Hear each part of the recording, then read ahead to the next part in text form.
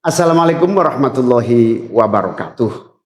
Saudara-saudara sekalian, baru saja kita mendengarkan putusan Mahkamah Konstitusi terkait hasil akhir Pilpres tahun 2024. Putusan ini sebetulnya tidak mengejutkan. Putusan hari ini mengkonfirmasi bahwa kita semua termasuk MK tak kuasa menghentikan laju pelemahan demokrasi di negeri kita tercinta. Sebagai catatan, kami sangat bangga dengan 3 hakim MK yang menyatakan dissenting opinion. Yang saya muliakan Profesor Saldi Isra, Profesor Eni Nurbaningsih, Profesor Arif Hidayat.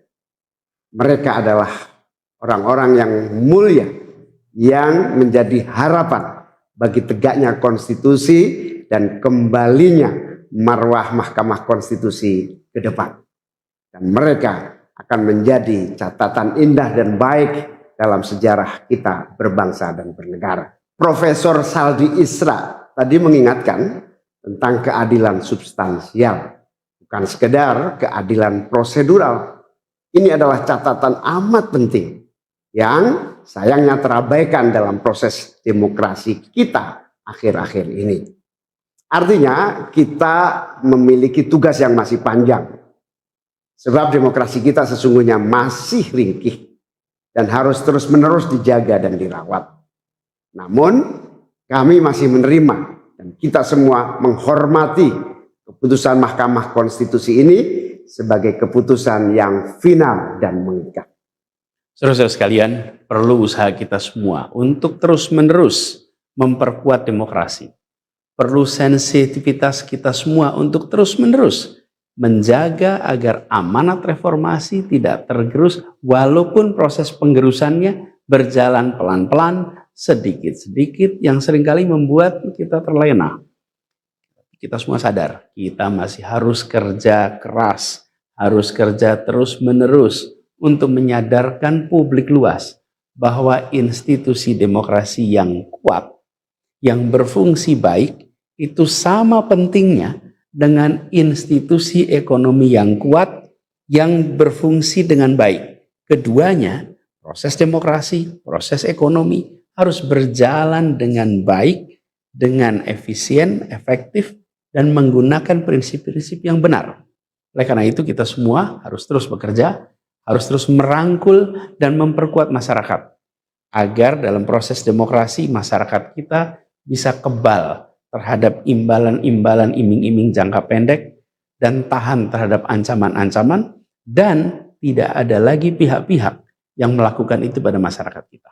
Saudara-saudara, atas alasan ini semua kami akan terus berkomitmen terhadap gerakan perubahan dengan cita-cita jangka panjang, memperkuat pilar-pilar demokrasi serta menghadirkan keadilan dan kemakmuran bagi semua dalam kesempatan apapun yang bisa kita raih di masa yang akan datang. Cita-cita kita untuk membangun negara yang menjamin keleluasaan berbicara dan kebebasan mengkritik. Negara di mana warganya bebas memilih tanpa iming-iming imbalan sesaat dan tekanan maupun ancaman. Ini tidak akan berhenti. Kita harus terus berjuang bersama-sama. Namun saudara-saudara, kepada seluruh para pendukung yang telah menitipkan aspirasi perubahan kepada kami sebagai capres dan cawapres, kami harus sampaikan, disinilah ujung perjuangan konstitusional kita dalam Pilpres kali ini. Keputusan MK hari ini menjadi penanda berakhirnya Pilpres tahun 2024. Keputusan MK hari ini menjadi penanda berakhirnya seluruh proses Pilpres 2024. Saudara-saudara sekalian, salah satu prinsip demokrasi yang baik adalah peaceful transition of power. Perpindahan kewenangan yang berjalan dengan damai dari presiden petahana yang segera akan berakhir masa jabatannya kepada presiden terpilih. Dengan segala catatan tentang problematiknya proses Pilpres 2024 kali ini, kami berkomitmen untuk menjaga prinsip peaceful transition of power itu. Dan kami memilih untuk menjadi bagian yang terus menjaga, terus membangun mutu demokrasi di Indonesia. Oleh karena itu, pada hari ini kami menyatakan bahwa bagi kami proses Pilpres 2024 telah terlewati seluruh fasenya. Kami sampaikan kepada Pak Prabowo dan Pak Gibran, selamat menjalankan amanat konstitusi, selamat bekerja menunaikan harapan rakyat yang kini diembankan di atas pundak bapak-bapak berdua. Saya sempat berkali-kali ditanya pendapat pribadi tentang Pak Prabowo.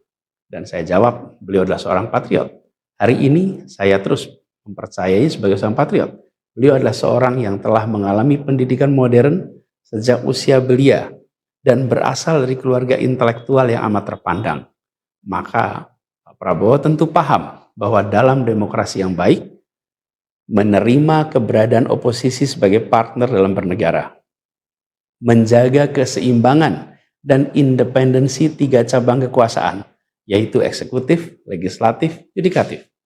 Lalu menjamin kebebasan media sebagai pilar keempat demokrasi, serta yang tidak kalah penting adalah menjaga kebebasan rakyat di dalam bersuara, di dalam mengungkapkan pendapat, di dalam berserikat berkumpul dalam sebuah proses demokrasi. Dan sebagai seorang patriot terdidik, saya percaya Pak Prabowo akan mengembalikan dan akan menjaga nilai-nilai demokrasi ini di masa-masa Indonesia ke depan. Saudara-saudara sekalian, dalam kesempatan ini izinkan kami menyampaikan rasa terima kasih sedalam-dalamnya kepada seluruh pihak yang telah membersamai perjuangan kami. Partai pengusung, Partai Nasdem, PKS, PKB, teman-teman Timnas Amin, teman-teman tim hukum nasional, seluruh teman-teman relawan, para ulama, para tokoh-tokoh agama, para pakar dan rekan-rekan media. Semua yang telah ikut berjuang bersama-sama mendukung perubahan. Mengorbankan banyak tenaga, pikiran dan harta demi memperjuangkan aspirasi perubahan. Saya ucapkan terima kasih. Juga pada anak-anak muda yang pada Pilpres kali ini memberi warna baru, membawa pesan optimisme, pesan kreativitas, pesan inovasi, pesan kebaruan. Terima kasih telah menjadikan Pilpres kali ini Pilpres yang menyenangkan, mencerahkan. Yang tidak kalah penting adalah mencerdaskan. Kampanye yang membuat kita mendapatkan perspektif baru tentang apa arah Indonesia ke depan. Dan itu kami berpesan kepada semua, melihat proses yang terjadi. Proses politik sering nampak kotor dan berujung pada kecewaan. Tapi jangan sampai itu semua membuat kita berputus asa pada proses politik. Begitu banyak cita-cita besar yang dapat diperjuangkan melalui jalan politik. Bila saat ini kondisinya masih begitu mengecewakan, justru ini adalah tanda, ini adalah pengingat bahwa perlu semakin banyak dari kita semua yang mau berjuang di jalan politik.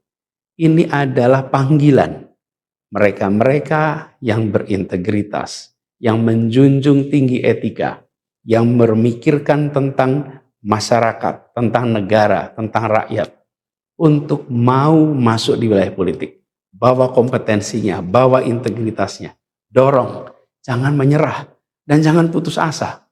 Jalan perjuangan masih terbentang panjang. Sepanjang usia Republik ini masih terbentang jalan pengabdian untuk melakukan perubahan bagi keadilan, bagi kesejahteraan, bagi kemakmuran kita semua. Dan itu dibutuhkan kemauan untuk mau terlibat di dalam proses politik. Jangan putus asa, mari kita jalan terus untuk perjuangan ini. Teman-teman semua, marilah kita lanjutkan perjuangan. Mengubah yang memang perlu diubah. Melanjutkan perjuangan untuk memperbaiki apa yang memang perlu diperbaiki. Dalam berbagai kesempatan dan ruang yang tersedia di masa yang akan datang. Insya Allah, saya dan Mas Anies akan terus membersamai teman-teman semua di dalam memperjuangkan kebaikan dan perbaikan menuju Indonesia yang adil dan makmur untuk semua. Tetap semangat, jaga stamina, perjuangan masih panjang. Izinkan kami menyampaikan terima kasih. Terima kasih kepada semua. Semoga Allah SWT merahmati negara Republik Indonesia dan melindungi kita semua. Assalamualaikum warahmatullahi wabarakatuh.